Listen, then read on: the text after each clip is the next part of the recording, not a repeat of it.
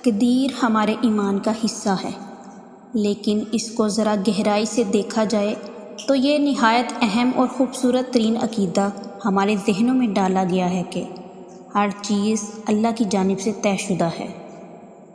جس کو جو مل رہا ہے یہ اس کی تقدیر میں لکھا تھا، اور جس کو جو نہیں مل رہا وہ بھی اس کی تقدیر میں ہے۔ یہ ایک مکمل مائنڈ سیٹ ہے۔ جیسے کہ جب ہر انسان کے ایمان میں یہ نظریہ شامل ہے تو تکبر کی روح کہاں سے آتی ہے؟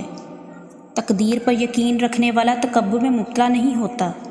وہ جانتا ہے جو حاصل ہے رب کی طرف سے طے شدہ ہے، میرا کمال نہیں۔ جب ہر انسان کے ایمان میں یہ نظریہ شامل ہے تو حسد کی روح کہاں سے آتی ہے؟ تقدیر پر ایمان لانے والا حسد میں مبتلا نہیں ہوتا۔ وہ جانتا ہے جو فلاں کو حاصل ہے اس کی تقدیر میں رب نے لکھا ہے، اس کا اپنا کوئی کمال نہیں۔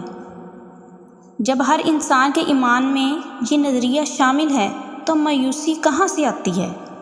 تقدیر میں ایمان رکھنے والا احساس محرومی اور احساس کمتری کا شکار نہیں ہوتا۔